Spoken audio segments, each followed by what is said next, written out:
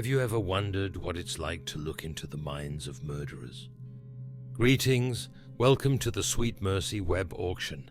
I hope everyone is having a wonderful night or day, pending your time zone. Thank you for joining us.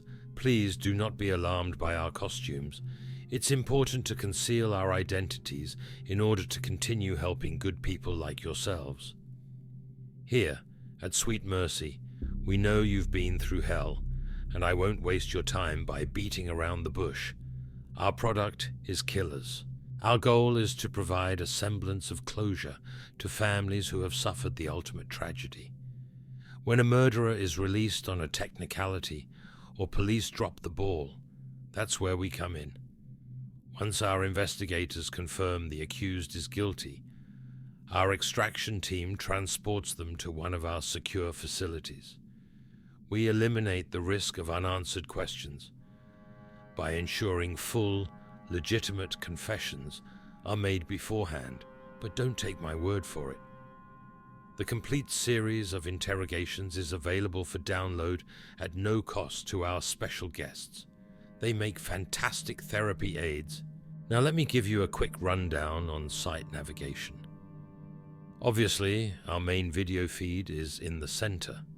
The row of blue boxes beneath are you, our guests, and the green row above it features an equal number of our returning benefactors. On the right-hand side of your screen is where the bidding history will appear, and on the left you'll see tonight's product, along with his background information.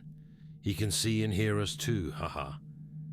We find many guests wish to confront them directly. We understand most of you are unable to afford the auction, but we believe the victims' families have a right to be here. Not only will each of you have free access to the winning benefactors' live feed Saturday night, one lucky family will even be allowed to participate. Ah, that got you sitting a little straighter. You will each have a chance to tell us your story, and at the end, there will be a short break while the benefactors choose who they wish to sponsor. If your benefactor has the highest bid, you get to visit our operation in person. Pun absolutely intended. Tonight we have 34-year-old Carl Anthony Bateman. He was born in Boston, had an abusive childhood until leaving home at 17, and has been a burden on society ever since. Between June and December of 2019, he brutally attacked 4 women. Tonight, 2 of those 4 women have families here to confront their killer, and our third guest actually survived her terrifying ordeal. Bateman's first victim was Julie Edwards. She had just finished her sophomore year of college. Benefactors, let's hear what her parents have to say. Helen, Lawrence, you may begin when ready. Hello. I won't pretend to understand any of this dark web mumbo. It took us 4 hours just to get this weird browser working. Last month, if someone had told me I'd be sitting on this thing, bawling my story out to people wearing tribal masks, well, shit. Just listen to that sentence. But it's worth every second to see that sorry sumbitch get his. Looks like he's had a rough go of it, and we thank you for that. We thought your invitation was a scam.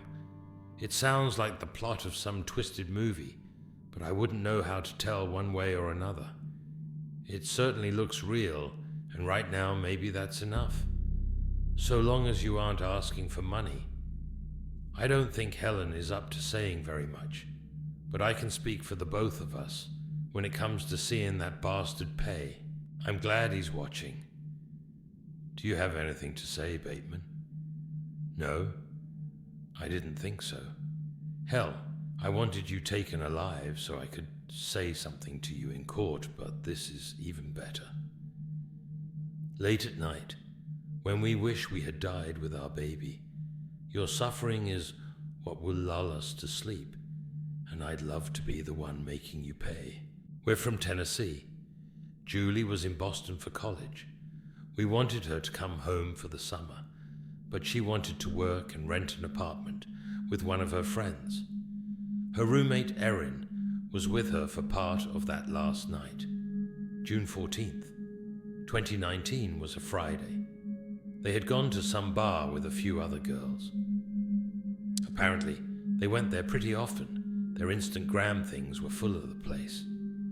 As the night went on, Julie's so-called friends left with various boys, and no one felt the need to make sure my daughter got home safely. I suppose that's where this shitbag saw her. I'm sorry to interrupt, sir, but according to our interrogations, you were misinformed on that detail by Mr. Bateman's own admission. He first saw Miss Julie leaving campus 2 weeks prior to the night in question. Yes, I shouldn't be surprised. Those detectives certainly weren't right about much. They couldn't even collect the goddamn evidence without contaminating our only chance of finding the bastard. I imagine we've been told plenty of easy answers. Why should police work for the truth when it's usually the same story anyway? They don't care what really happened. They only care what time they go home at night. I'm sorry if that ruffles any feathers. I know there's good ones out there, but none of them were working Julie's case. That much is certain. It was past midnight when cameras showed Jules leaving the bar. She preferred walking. Her apartment was only a few blocks away, though I suppose that part doesn't matter if he already knew where she lived. The police said there was no forced entry. Do you know how he got inside, sir? He was able to make a copy of her key. Bateman entered the apartment shortly after their departure and hid inside the coat closet. It was his third time doing so, but Miss Edwards wasn't alone when she returned on the previous occasions. Once everyone was asleep, he was able to leave undetected. Sick piece of shit. How can you be sure he was telling the truth? Oh, he started with plenty of lies. They all do. Most information gathered during torture is false, but we've perfected our technique. While yes, our guests enjoy seeing them suffer, it also breaks their spirit, so they're easier to manipulate when the real interrogations begin. We spare no expense to create a believable environment for the product to think. Well, I'm not allowed to say that part. You've probably seen a version of Truth Serum on TV, but real life is a little different. Very specific conditions must be met for reliable results. We have a wonderful team of psychologists and physicians who explain it much more elegantly in the full video, and at the end, they present you with a full, factual report. I assure you, Mr. Edwards, I would never repeat anything that was less than 100% certain. I think I understood most of that. So far, you've been more reliable than the police anyway. I'm sure we'll be watching that video as soon as this is over. But as for what happened next, I don't know if I can. Julie was just such a sweet girl. Why her? Bastard, why her?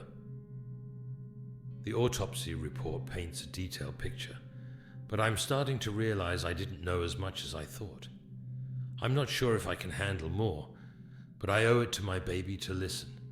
She didn't deserve this, and she sure as shit didn't deserve to die alone.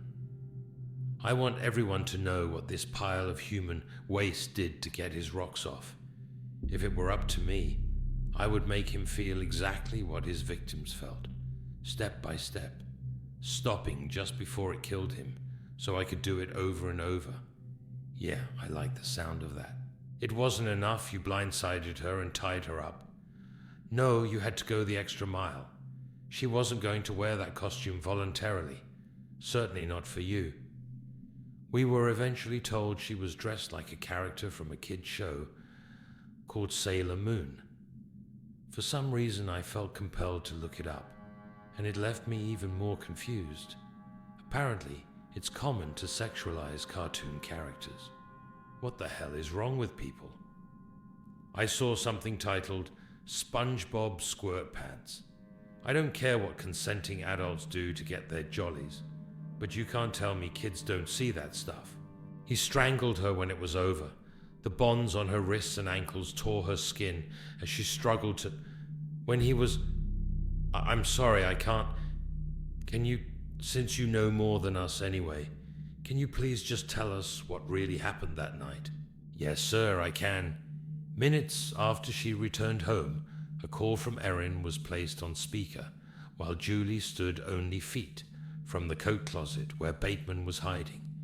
He would have figured it out anyway, but their conversation confirmed your daughter would be alone for the night. Approximately 30 minutes later, the strip of light beneath the door went dark, and Bateman waited a few moments longer before quietly emerging from the closet. The apartment was dark, except for a soft yellow glow at the end of a hallway, and music could be heard playing over the sound of running water. Julie didn't hear the bathroom door open, and she didn't see the shadow growing on the shower curtain. She only noticed Bateman's presence when the curtain was violently ripped away. He left her no chance to react. As she opened her mouth to scream, he stepped forward, punching her across the jaw. Her head snapped backwards, impacting the tiles as she fell and leaving her unconscious. Bateman moved her to the bed, where he quickly dressed her as Sailor Moon before binding her hands and feet. The costume was purchased specifically for this occasion, and he took the time to style Julie's long, blonde hair in the character's likeness. She regained consciousness before his work was done, but she was unable to move due to the restraints. He ignored her cries until finished. Then he gave her the same two options he would later present to his future victims: play along and live, or try to escape and die. Julie was unfamiliar with Sailor Moon, but seeing it as her only chance of survival, she chose to play along.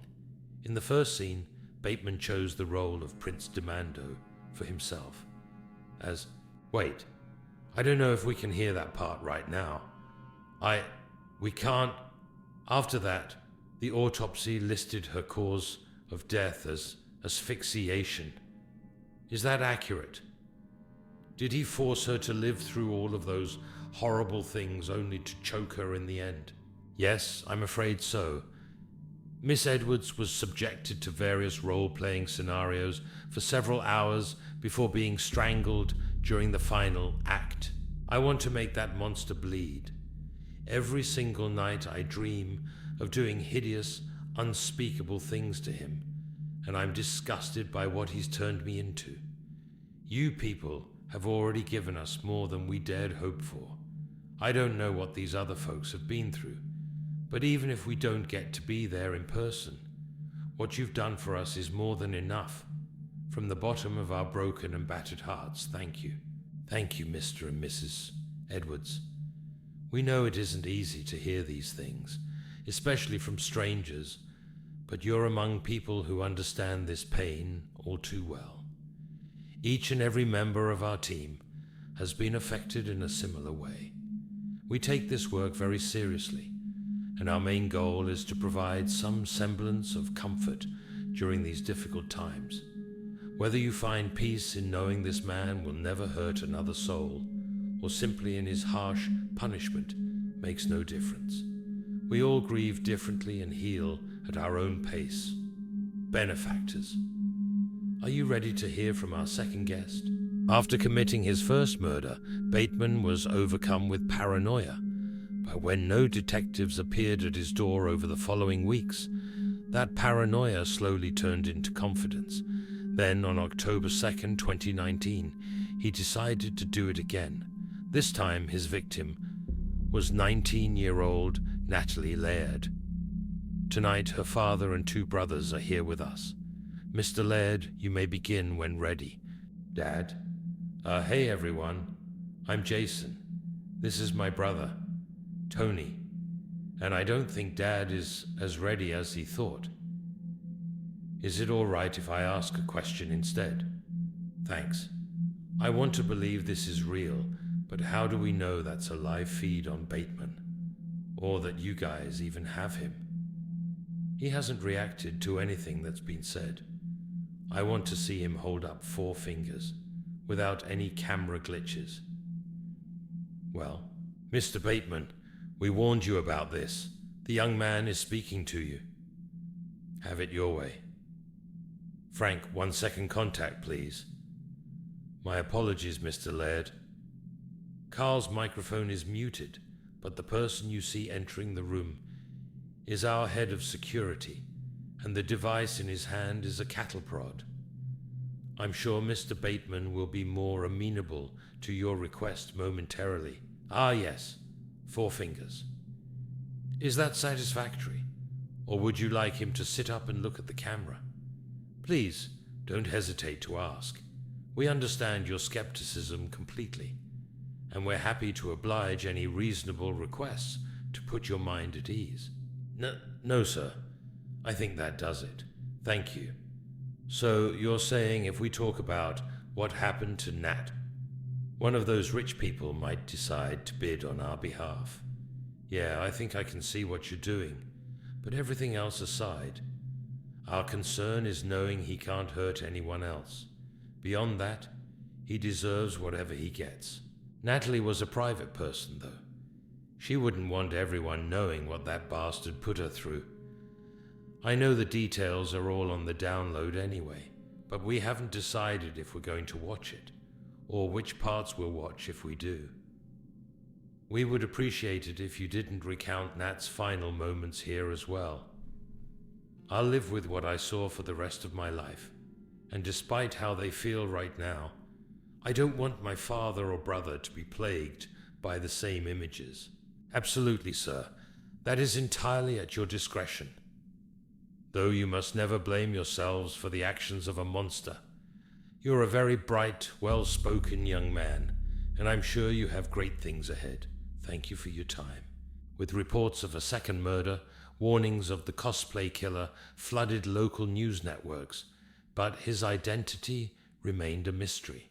Then, on the morning of November 4th, Vanessa Jordan's body was discovered by her boyfriend after failing to appear for a breakfast date. Andrew spoke to CNN saying he wasn't yet aware of the recent killings and struggled to process every aspect of the grueling scene, though he did not recognize the popular Pokemon character, Misty. I'm sure it's a likeness he won't soon forget. His chilling call to 911 is included in our final report. Benefactors, since there is no one here to speak on Vanessa's behalf, we will move on to our third and final guest. She is the only survivor of Mr. Bateman's madness. Please welcome Michelle Perkins. Hey, you can call me Shelley. I didn't think this would be real either, but there he is. That's a face I'll never forget, even without the red jumpsuit. Look at me, bastard. No, don't glance and turn away. I want you looking right at me for every word of this. I said look at me. Frank, 2 second contact, please. Excellent. Mr. Bateman, next time it will be 3 seconds. My apologies, Miss Perkins. Please continue. Oh, I don't mind a bit. Feel free to zap him. Anytime he looks away. If you people want a story in exchange for a chance to do it myself, fine by me. I'm glad the Lairds don't want to go, and I'm sorry to Mr. Edwards, but nobody deserves this more than I do. The first time Elle saw Bateman was when he appeared outside of my sociology class. He got way too close just to compliment my shirt. I suppose the fact it had Inuyasha on it is relevant.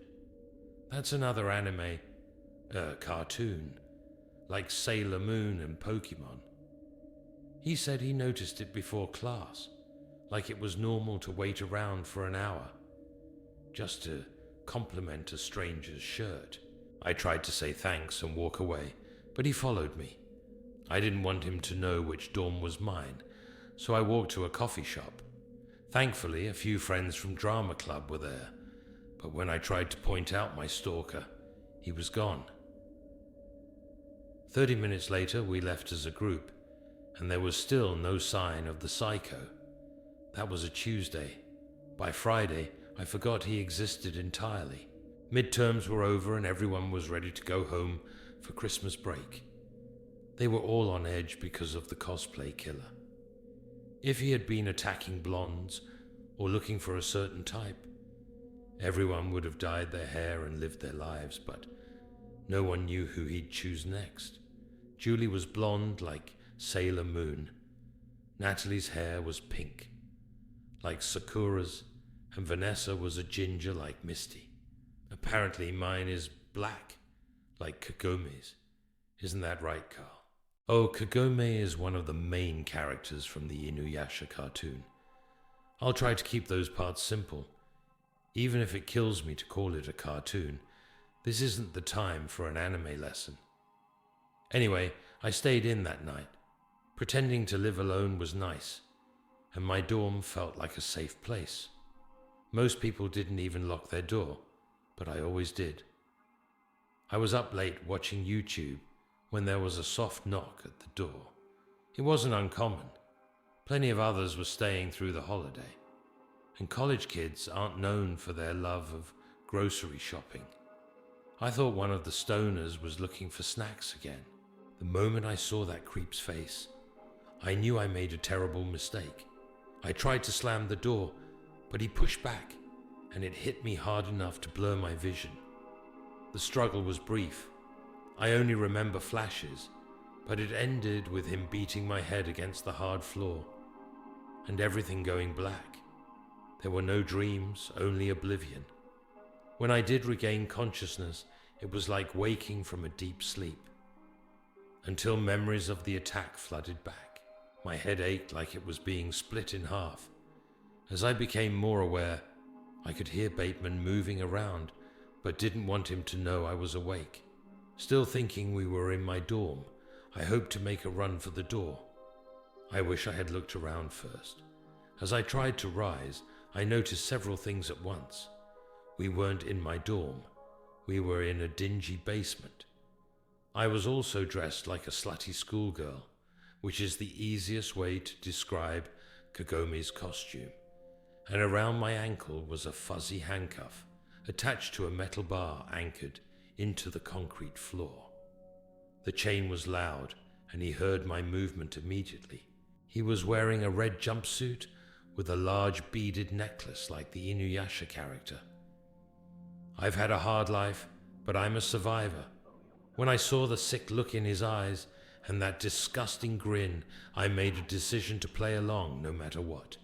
I had hoped my knowledge of the show would allow me to convince him the cuffs were unnecessary, but sadly serial killers are harder to manipulate than it looks in the movies. But I didn't give up. Oh no. I played along for the worst 3 hours of my existence as he systematically ruined my life and a beloved childhood memory at the same time. It's no surprise this was the only way he could get a woman. He's infinitely more disgusting naked. Thankfully, his whopping 4 inches didn't do much tearing as he assaulted me. That made things a little easier. Then it finally happened. If he wanted to act out one of the biggest scenes of the series, he had to uncuff me. By then, he was in such a hurry to unlock it. He dropped the key twice in the process. It took every ounce of my restraint not to run right then. He was watching me for any sign of defiance, and I knew I would die before I let him get that cuff on me again. Another part of my soul withered as I swallowed my vomit and forced myself to play along for a few more minutes. We were standing with my back against the wall, and within arm's reach. The liquor bottle was still right where I set it. I bit my lip until it bled to keep from gagging as I waited for him to get lost in the moment, and I ran my fingers through his nasty, oily hair to position my hand as closely to the shelf as possible. As his eyes began to roll back, I grabbed the bottle and brought it down on his head with all my strength.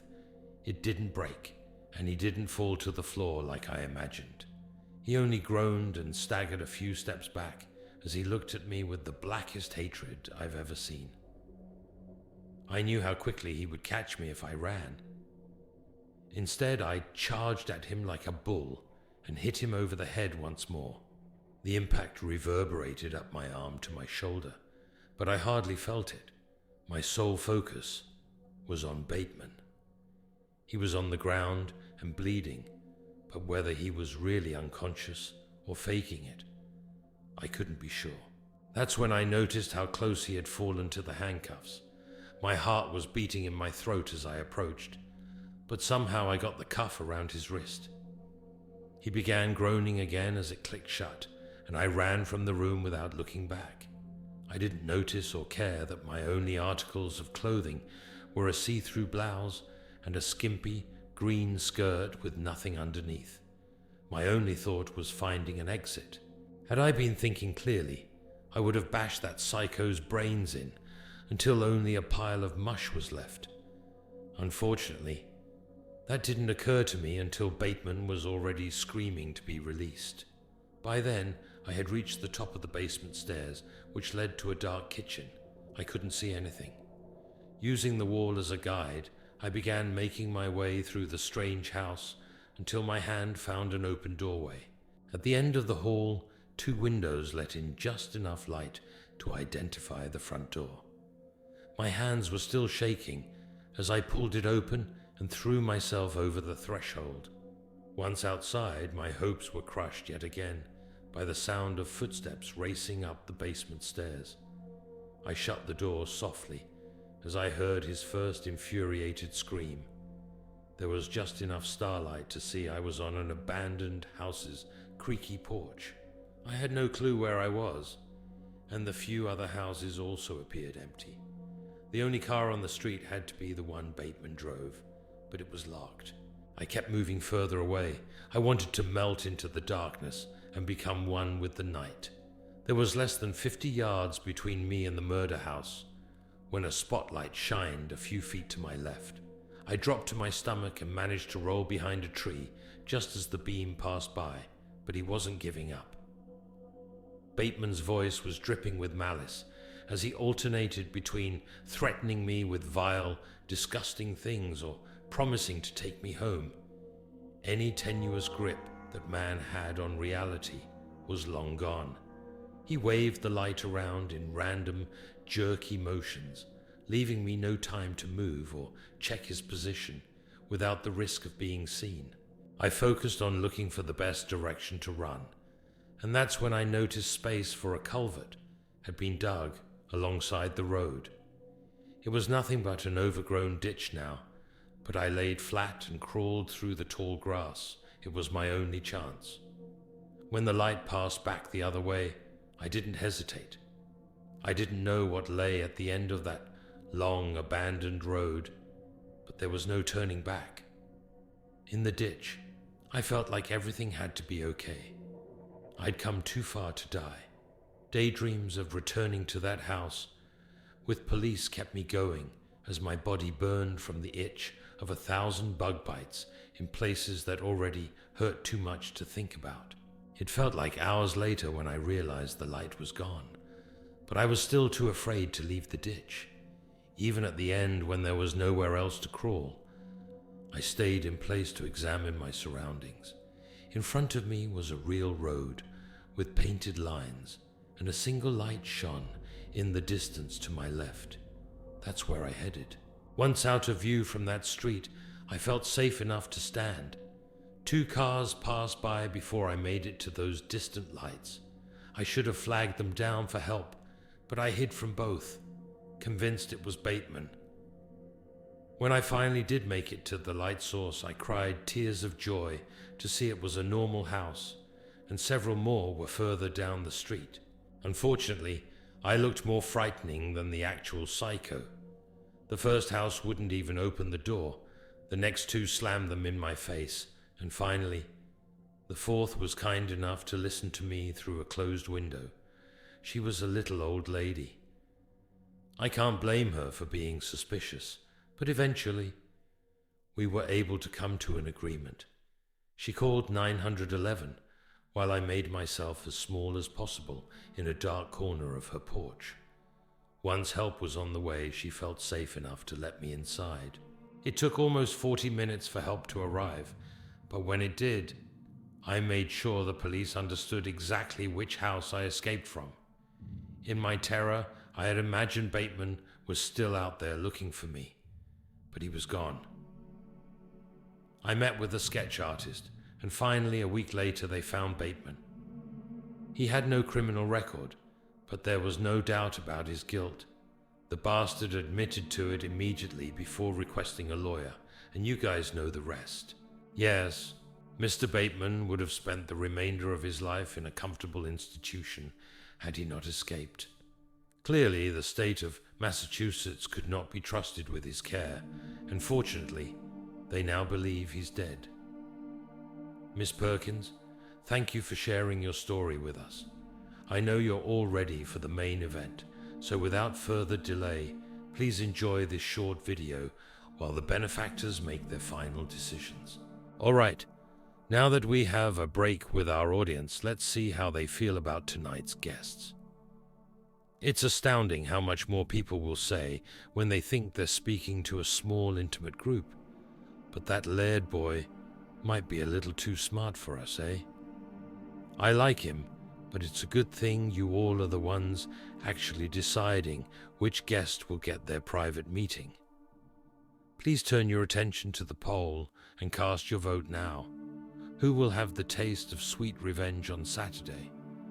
Will it be the grieving parents or the courageous heroine? I don't often choose favorites, but it's hard not to when we have a firecracker like Shelley. While the votes are coming in, benefactors, are you ready to hold the auction? For those joining us for the first time, we'll replay the footage for the guests who will think it's happening live. This way, the audience always wins. And we're back. Thank you, guests, for your continued patience, and now, the moment you've all been waiting for. Mr. and Mrs. Edwards, Benefactor 3, is a parent like yourself. They would be honored to bid on your behalf. Laird family, Benefactor 1 saw a bit of their younger self in Jason. Since he has declined the prospect of seeing Mr. Bateman in person, you may potentially choose someone to go in your stead. And last but certainly not least, Miss Perkins. It's no surprise Benefactor 2, who once survived a similar attack, is overjoyed to be your sponsor. My only question is, are you ready to start the bidding? 5 minutes later, going once, going twice. Sold for $3.5 million to Benefactor 2. Wow, what a roller coaster. Miss Perkins, pack your bags, because we'll be seeing you Saturday. Well guys, that's it for tonight. But before we go, don't forget to download The Crimes of the Cosplay Killer for just $49.95, or if you would like to pre-order The Punishment of the Cosplay Killer. At the same time, you can add both to your Sweet Mercy collection for a mere $89.95. Those who reserve their copies today will also receive special behind-the-scene footage from Warehouse 66. Saturday. Hello, Shelley. It's so nice to finally meet you in person. So, over the last few days, we've discussed what you'd like to see happen here, and I think you'll be pleased with the work we've done. Considering we do this full-time, we already owned most of the items you requested, but the gynecologist chair was a wonderful addition to our collection. We've named it Perkins. I think it's going to be a guest favorite. Oh, what's your step? One of the technicians hasn't finished putting this one together yet. You strap the subject's arm to that piece. Then you turn the lever to twist. Now that you've seen the theater, let's go get Bateman. I thought you'd like to see his new forever home. And don't worry about the other prisoners. They're here for the same reason, but they're completely harmless. Judging by our recent conversations, I assume you aren't squeamish. Ah, no, you don't have to worry about... Holy shit, are his eyes gone? Whoa, there's so many of them. You seem surprised. Most people have the same idea, that it's better to keep them alive. The only problem is, we can't tell the future. What if something happens and they get away? Then we would be responsible for letting these dangerous animals lose into society. That's why we remove their eyes and castrate them before they're transported to Sweet Mercy Zoo. Even if they were to get out of their cells, they'd have no idea where to go next, haha. Obviously, that doesn't include Carl. We didn't want to be presumptuous. You'll find him exactly as you saw him on the live stream. But we have surgeons standing by in case you need assistance, or the subject gets a little too close to death. That's brilliant. I can't wait to get started. I love your enthusiasm. You should consider a career with us. We're always looking for people who truly understand the importance of our work, and the pay is marvelous. Just something to think about. Ah, here we are, Mr. Bateman. Your date has arrived.